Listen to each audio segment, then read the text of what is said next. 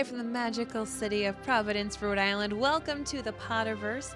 It's a podcast about the book and film universe of Harry Potter. So grab your favorite wands and time turners. Let's step into the night and pursue that flighty temptress adventure.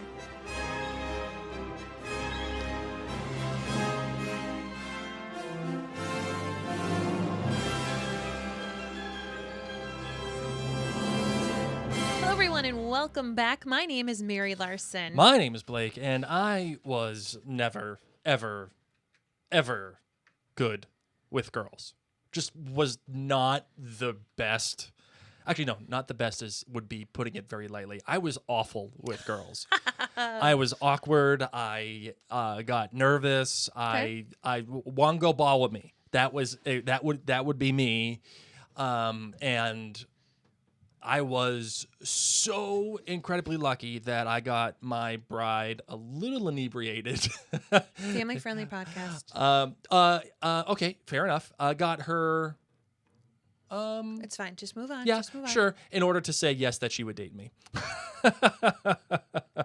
All false. That's not false. That's patently true. I met you on the internet, and you asked me out on the internet. I know, but I was in my pajamas watching Harry Potter when I said yes. No, I asked you to go out, like have a date, Yeah. but I actually asked you. Anyway, let's move on. Hi. I too, everyone has their awkward stories of high school and junior high and of asking people to go to dances if they had dances at their school. I remember I was so tall. I think I've been this height, pretty much 6 feet since kindergarten. I was the tree in my kindergarten class play. I've been that tall. So a lot of boys, particularly the ones that took some time to grow, didn't feel comfortable necessarily asking me to dances. So I ended up asking the boys.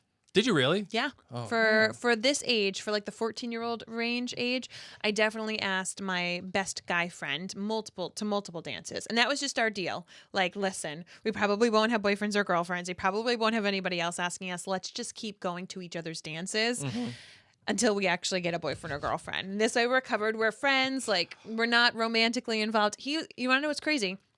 The guy that I went to most of my dances with, his last name was Early. My last name was Earl, so we sat next to each other since kindergarten. Wow. And so we just knew each other. And we were like, we're never going to be romantically involved. Let's just call a spade a spade and like get to these dances. But yeah, as I got older, I began asking more boys, and I made it my point to like ask the hottest senior. Yeah. And he said yes. And I was like, score! This is great. But you didn't do the Ron. You didn't like freak out when he asked Floor. No. Yeah. So this, once again, I am like Ron. I was just like, I'm going to ask the hottest upperclassmen. Yeah. And I just went up and I went, hey, some of your friends are going with some of my friends. We should just go to the dance together. My name's Mary, by the way. He said yes. Oh, my goodness. And I feel really bad because I realized in hindsight, I should have gone with his brother who was in my grade, who I was actually friends with. Oh, okay. Yeah. Oh well. There is 0.0 chance that I would have ever done that. In fact, when I was 14, I think I was still obsessed with trying to talk in the Star Trek AOL chat rooms. Yeah, that was me. Yeah. Oh, okay. Yeah. Nice. Yeah. That was awesome. It's all good, man. Well, here we are, chapter 22, The Unexpected Task. But every time he glimpsed Cho that day during break and then lunchtime and once on the way to the history of magic, she was surrounded by friends. Didn't she ever go anywhere alone? Could he perhaps ambush her as she was going into a bathroom? But no. She even seemed to go in there with an escort of 4 or 5 girls. Yet if he didn't do it soon, she was bound to have been asked by someone else. He found it hard to concentrate on Snape's potions test and consequently forgot to add the key ingredient, Bezor, whatevs. I make it up in my mind because I read the books first, meaning that he received bottom marks. Interesting. We'll get back to that in a second. He didn't care, though. He was too busy screwing up his courage for what he was about to do. When the bell rang, he grabbed his bag and hurried to the dungeon door. I said this one for a couple of reasons. Yeah, why? Well, first and foremost, hello, he forgets the ingredient that ends up saving Ron Weasley's life. That's true. In the Half-Blood Prince. And I just think it's so interesting. It was actually introduced in the Chamber, not the Chamber of Secrets, in the Sorcerer's Stone. Yes, exactly. So it just keeps coming back. And I loved that, that it's something that we have to keep being reminded of that can help with the antidotes. So yes. The other thing that I find so funny is it is true. Girls at this age do go to the bathroom together.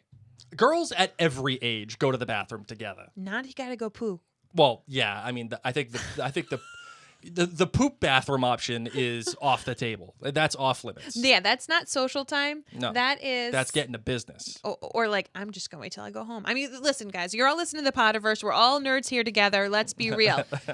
Okay? I don't know anybody who's like, oh, I gotta go to the bathroom for reals. Who wants to come with me? No. Tinkle together? Fine. That's it. And generally just go powder your nose. I'm not a poop in public person. Okay, we know. None of us are. Well, some people are.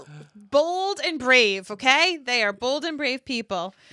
So we're moving on. Those are all people who poo in public are just Gryffindors. That's it. No. Yes. I don't poo in public. Well, I'm a Gryffindor. Yeah, but no, I'm not saying that every Gryffindor does. I highly doubt, Blake. The only ones that do are Gryffindors. No, there's no like chart in Hogwarts being like, all right, children, who's the one that's the bravest to poop in public?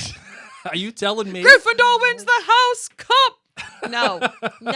Hey, Dumbledore would make it so that Gryffindor won the house cup. Stop. Anyway, before we delve into this chapter, which I promise you the bathroom talk ends here, we do want to remind you that this podcast is sponsored by friends like you who have gone to jointhenerdclan.com. This is like your final reminder that if you would like to get a holiday card from Blake and myself, potentially even a holiday gift from Blake and myself, you do need to look into becoming a member at jointhenerdclan.com, where as little as $2 a month, it goes to contribute to this Mama Pop podcast. If we've brought you Lumos in a time of darkness, in a time of Nox, just know that doing something as simple as supporting this supports our family, helps us take care of our kids, helps us pay our bills, helps us make sure that the podcast can keep coming to you free. So if you do feel like being a gifting person this holiday season, think about making a contribution right there. And as I said, if you do it by Thanksgiving, we will be able to send those of you who contribute at the certain levels your gifts and your holiday mail as well. All right, here we go. Let's step into this chapter. Let's do it. I solemnly swear that I'm up to no good.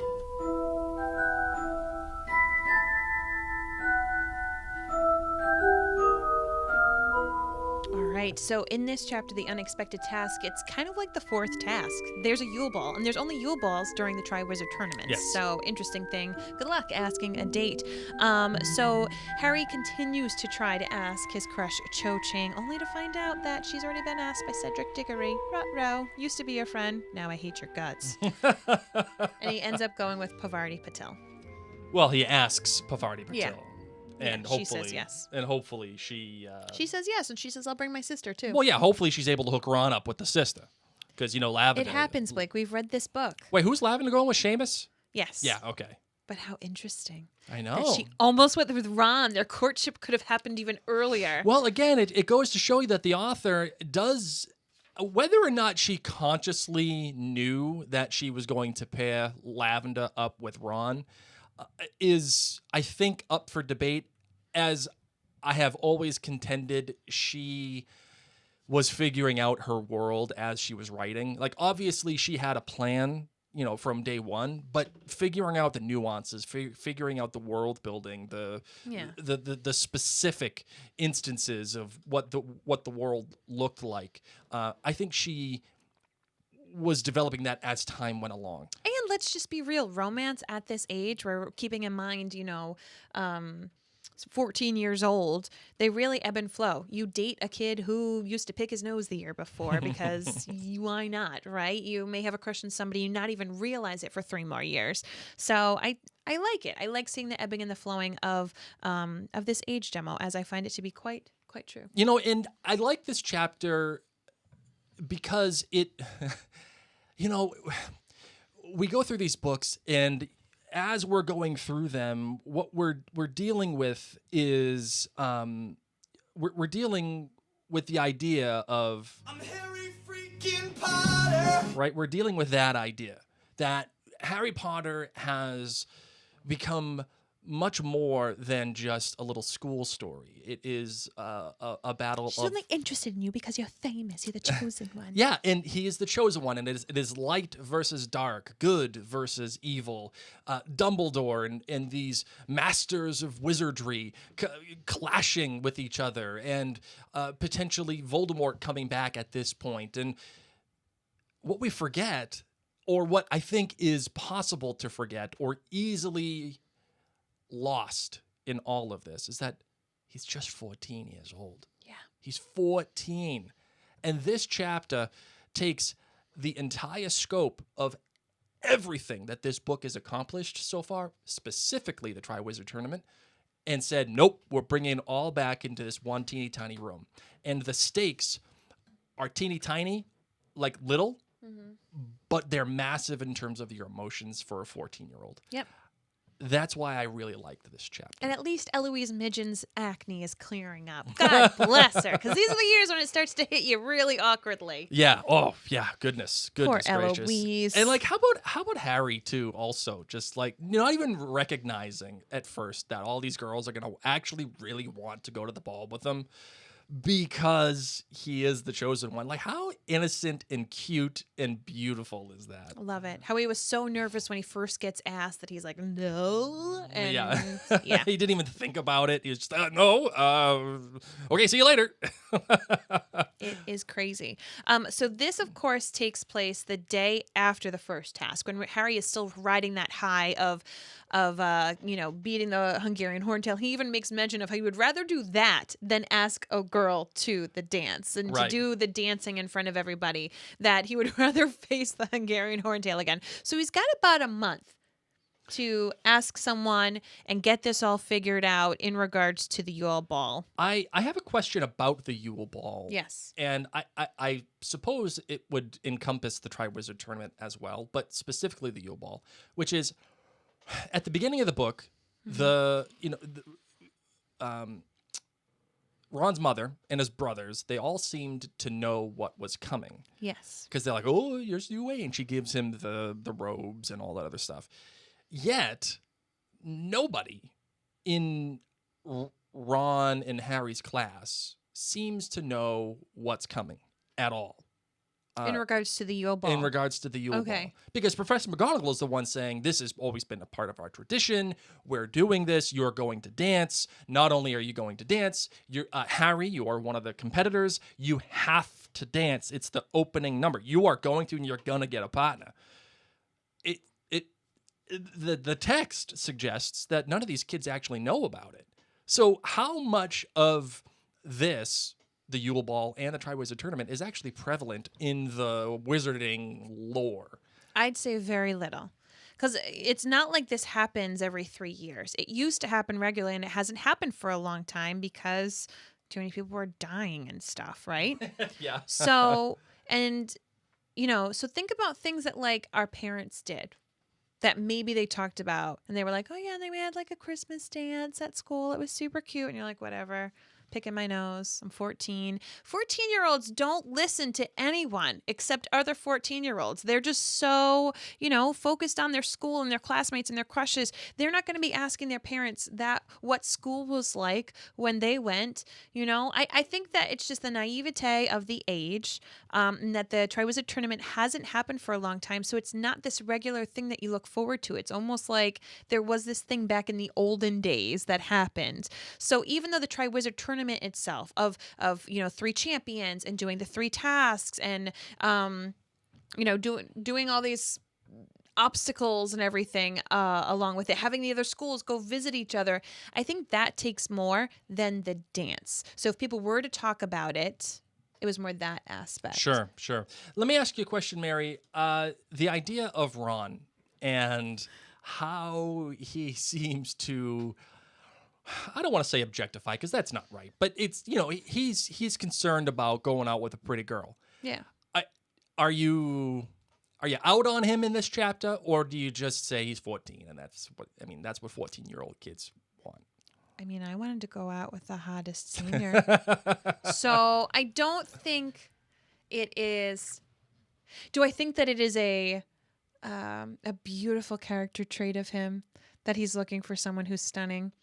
Not exactly, but how many of us had a crush on a good-looking person in school that we didn't even know that well? You know what I mean? Like, how many of us had a crush on a hot person? Oh, right here. Hello.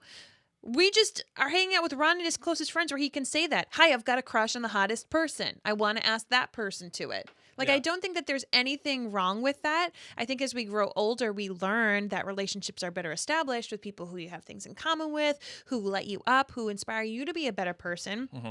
But I don't think that it's Ron's fault. Like, shame on Ron to like the hot girl. Yeah. I don't think that that's bad. And I think it's very accurate in this age range to daydream and even ask the person. Yeah. I think about the people who I had crushes on in high school that were in my school.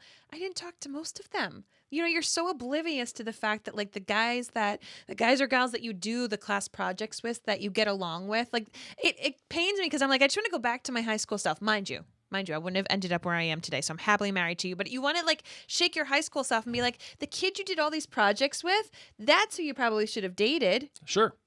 You know? That's who you should probably have looked to, the one you actually got along with. Is it true that women really like the bad boy? No.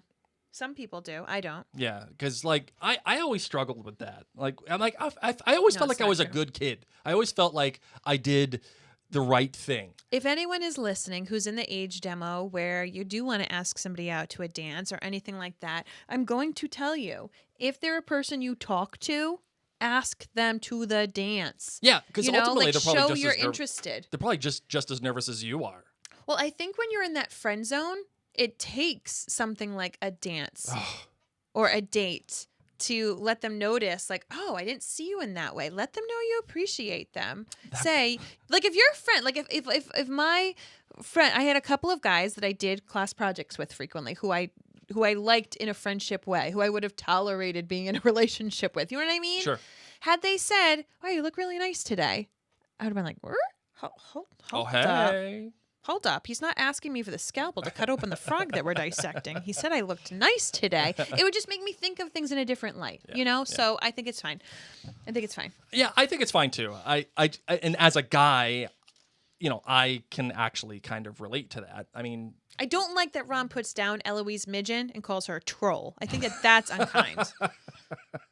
But I mean, specifically because we know what a troll is in this universe. Yeah. And it ain't good. but there are definitely people that I went to junior high and high school with that like grossed me out.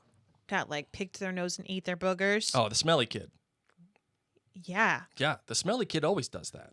It's not always the smelly kid. No, There's usually some is the smelly kids. kid. No, there's some smelly kids. Listen, people have body issues, okay? Mm-hmm. Just saying. I don't want to go on a dance with someone who's picking their nose and eating it. And I may have called that person a troll to my best friends. So you're saying it's possible that all this. I will tell you. Saying I'm Ron.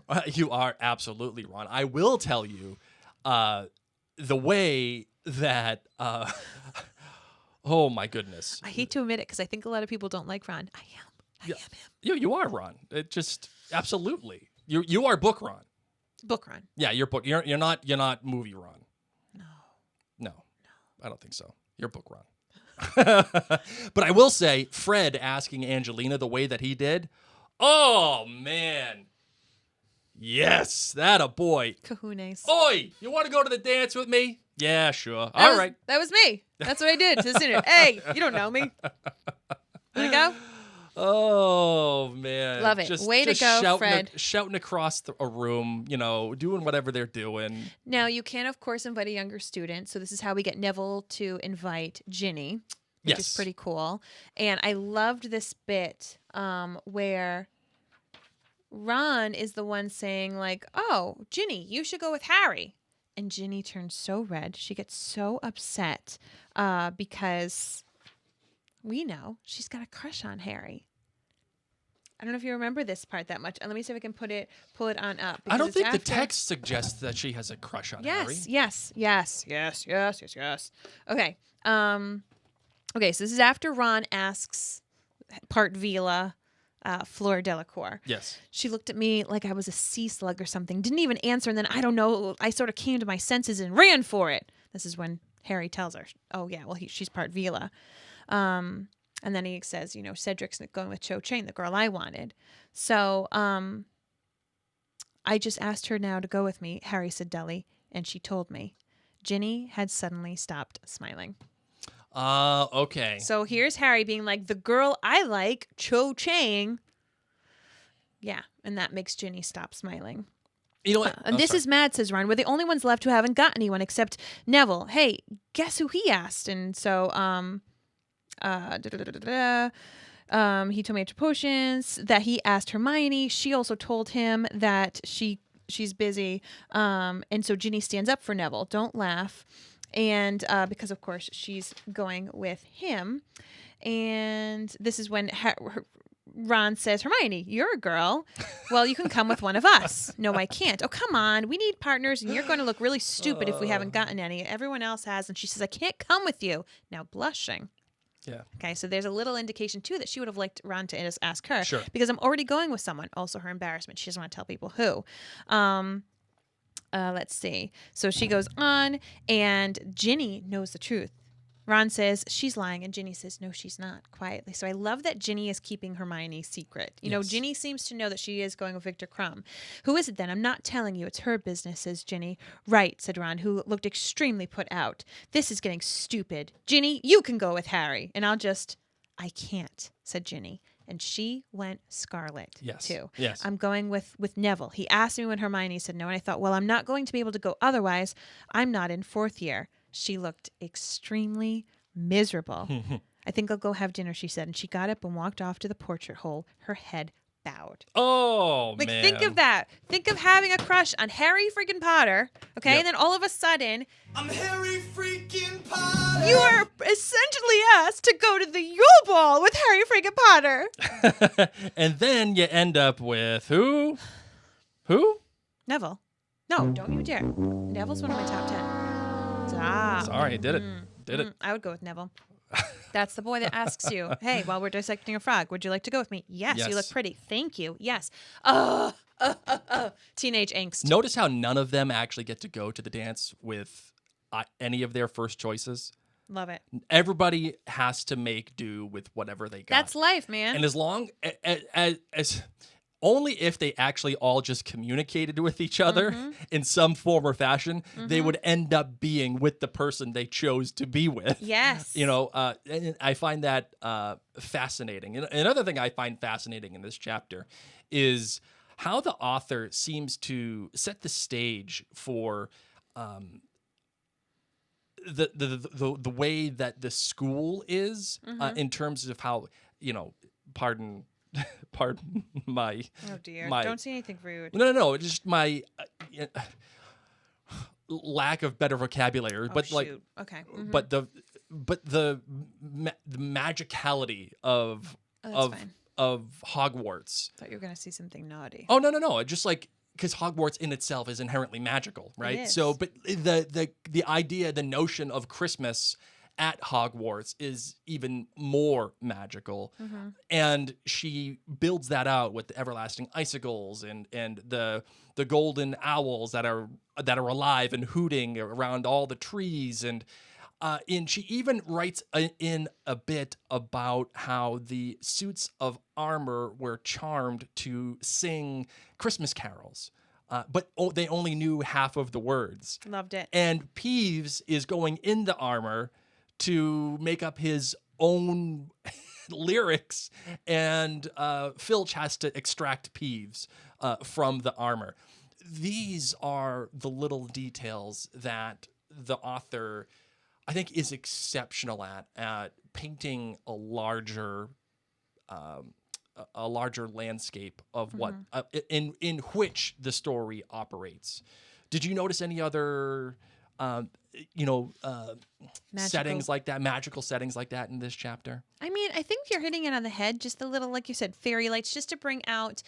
When you think of Hogwarts, you're either thinking Quidditch field, Quidditch pitch, the common room, or Christmas or Halloween. You know what I mean? We're thinking of these big placement things because the author does go into great detail to let you really be there. And here we are entering the Christmas season ourselves. And I know so many people who are Potter fans love to decorate their houses and things like that with things that remind them that were mentioned either in the text or shown in the movies during the holiday season at Hogwarts.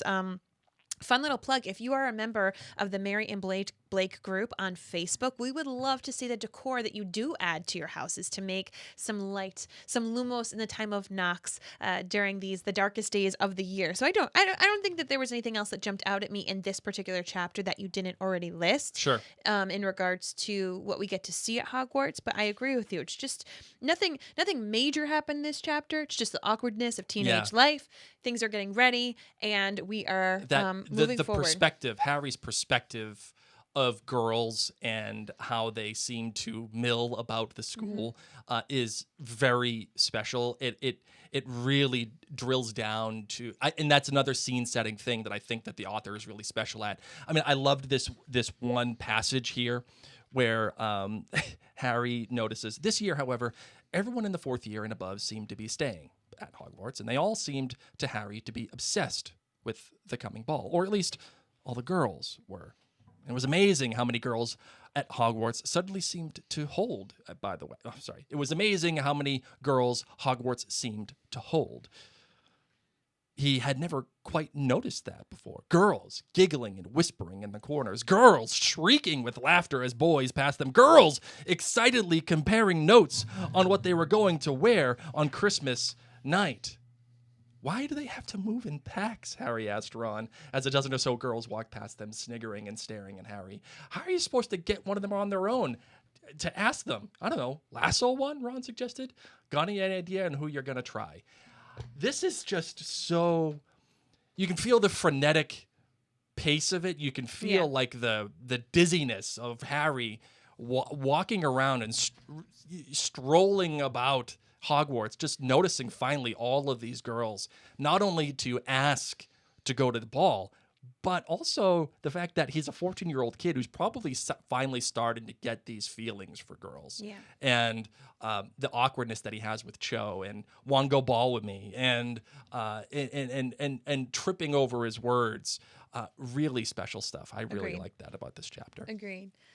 Yeah, it brings back, how all the girls were talking about was the ball, and it made me think back to my own time when you cared about every single extra little thing, the accessories, when you got your shoes, when you got your dress, how you were going to do your hair. It makes me even think of as we grown up older, how people will even get fixated on the little details of planning your wedding, for example. Ooh, yep, that was... the Pinterest boards that are there for, how your like one of my girlfriends just got married this year, and she had a Pinterest board of the different nail polishes and designs that she wanted to have, and it's fun.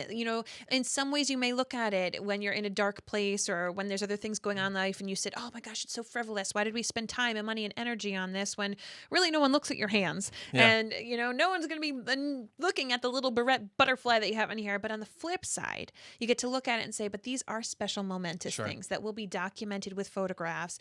And, just to add those little moments, like having those little fairy lights, these little things that do bring you joy. Mm-hmm. And I think it's important to recognize that, even I was supposed to be going out with someone who I haven't seen in a very long time tonight. The plan sadly got canceled, but I was actually thinking all week, this is what I want to wear. Mm-hmm. And this is how I want to do my hair. Obviously with the pandemic, we haven't been going out a lot. We don't have sitters. Blake hasn't been well. So it's just been a lot of elements that we really haven't gone out that much. And I was sitting here thinking, okay, this is the outfit because I'm finally leaving my house. And, I'm going to see other people. And it made me think about these girls talking about it nonstop, how it is something when you get to look forward to it. There are two other things that I'd like to discuss in this chapter. The first is a little detail that happens with Harry, how he gets mad at Cedric. Mm-hmm. Even though at the beginning of the chapter he recognized, all the stuff with Cedric had, the pins weren't really around anymore, and everyone seemed to be kind of getting on the same page about the support. And after establishing an equitable and mutual respect with Cedric, the mere fact that he asked Cho out and she accepted, that makes Harry upset. Mm-hmm. And it shows again that not preteen, but just like that early adolescence irrationality. And this is a kid that actually kind of you helped and he helped you, and now you're pissed off because he's going to a dance with a girl. Like I Flip like that. like that. I know, it's interesting. And it definitely is interesting. the last thing I want to talk about is the Vila issue. Okay. The fact that Floor can turn it on the way that she does. We all know how we turn it on. Yeah, but Shoulders back. Confidence. Bubby's chin out. up, Bubby's out. I don't know. It's just the way. Is it Harry just making an excuse to help Ron, like to make himself feel better about the fact? No, I think he's being legit. Like, man, she's part Vila. Stop hankering for a hunk of her. Yeah. And move on to a human. Yeah, that's true. Fair enough. All right, you got anything else you want to talk about in this chapter, my darling? No, I mean, we get a little mention of the weird sisters. I think that's a little bit more of that Yep. story building that I wanted to make sure we mentioned about.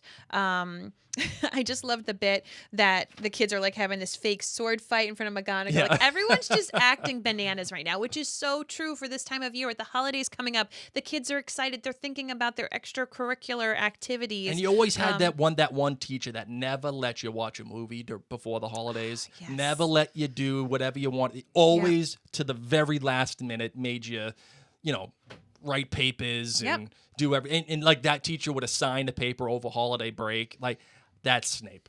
That's totally Snape. Agreed. I He's hate the that worst. guy. I mean, I don't hate Snape. I love Snape, but I hate that I teacher that shouldn't does love that. him. He's the worst. But... No, he is. Okay, great. moving on. All right, you ready for the next bit? Yeah, you ready for the different perspective? Okay, yes. All right. Well, yeah, you got. Yes, I am. Yes, Okay. I am. All right, here we go. Holy cricket! You're Harry Potter! I'm Hermione Granger. And you are? Hermione, you know me. I'm your best friend. I'm Ginny. Oh, Why are hey, you Ginny. asking who I am? Sorry, Gosh. I No wonder I've had to have a diary to be my best friend. You don't even know who I am. stay away from them diaries. Well, no, I bought a new one. You bought a new one. It can't write back. So You stay away from things that have a brain of their own that you don't know. I went to a Muggle shop. My mom doesn't know, but I went to a Muggle shop and got this really cute one that has a little lock and it's got a frilly pen. Mm-hmm. And then as you know, Hermione, since you're my best friend, Yes, clearly. I just want Harry to notice me. I mean, I know he noticed me when he saved my life and flew me out of that dungeon. That Yeah. was really cool. But since then, I long for his embrace. So And I am poetic. so I think that upset. diary is doing you well. I know. Yes. All of my eyes in Ginny and Harry have a little heart above the eye. But I'm so upset because the worst thing happened. Okay, what was that? I just sort of got asked to be Harry's date. And I already said yes to Neville. Oh, Murphy's Law. I don't even know what that means. My dad says it all the time. He said when bad things happen, just say Murphy's Law. It's what the Muggles do. I'm so upset. I don't know if it fixes it. Is it a spell? Is Murphy's Law a spell like with Swish and Flick? I don't know. Do you still have that time turner? No, they confiscated it from me. Please tell me you have it. So I can go back to before lunch when Neville asked me and I can say, can I get back to you at dinner? Apparently, I broke a ton of wizarding law when I did what I This did. won't break any laws. I can go to the dance with Harry Potter. Come on, Hermione. Do me a solid. I did hear about this spell that would make him fall infatuated, him infatuated with you. In fact, it could be called the love spell. You mean a potion? Yeah, sure. Why Whatever. are you sniffing? Potion. Do I smell bad? Because I smell. Am I the stinky kid? No. Is that why you didn't ask me? I'm the smelly kid. I don't pick my nose. You don't eat it. Don't eat it. I suddenly smell freshly cut grass and peppermint. Okay. Love you. End scene. Oh, good job. Good job. All right. Well, ladies and gentlemen, we would do all of the listener questions and email and everything, and I actually have them in the document here. But We're going to do that for the next one. we will promise. have that in the next one. And also, I do want to say this before we close up the show here. I understand if you're listening to this or watching these on the socials that our podcasting has been The a little frequency. erratic, especially normally we have these come out on certain days. We're doing, at least once a week for this particular show and other shows. It's just that we have been dealt some major life issues over the past couple of weeks. I, as Mary have said, have not been well, and I'm only able to do these shows when I'm able, and that seems to be very erratic, Yes. to say the least. So. Thank you for your patience. Thank you for listening and still engaging and writing. Please keep doing so. We will, I promise, get back on track. Hopefully within the next few weeks, and we'll have these come out more regularly and on schedule as they're supposed to be. So thank you. You truly do rock our socks, and I appreciate all the warmth and kindness and everything that you have sent our way to both myself and Mary. We're both in pretty difficult places at the moment, but we have each other. That's what matters most, our love, and most importantly, we got the Nerd Clan. We've got Harry freaking Potter. That's right. All right, Marvin, let's close this bad boy out, shall we? Do it. Let's do it.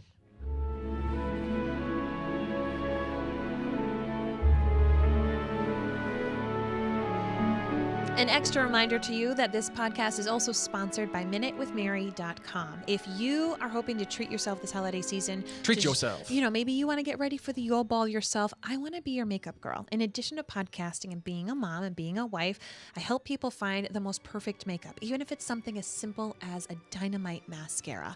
That being said, my favorite mascara is on sale to you because you're a special listener. You just go to MinuteWithMary.com/discount. It's a perfect item in case you wanted to gift it to a loved one who enjoys makeup or is maybe trying to try some new makeup. Or if you want to get a little bit more specific and do a different product, send me a message. Head on over to Facebook and ask to join my VIP group. Just search the hashtag #MinuteWithMary. I'm going to go through a bunch of questions to make sure that you are happy with your products. And rather than going to a big box store or an online retailer, you can be making a difference in Blake and my life. And of course, also go to the Mary and Blake store for your holiday shopping. If you're watching me right now, you see my shirt. It always goes back to The Godfather. We got plenty of these and all the Harry Potter stuff in our Harry Potter or Potterverse collection, including some new ugly Christmas sweater designs, which I'm very excited about. Yay! So the MaryandBlakeStore.com for all of your gifts. All right, my friends. On that note, my name is Mary. My name is Blake. Mischief managed.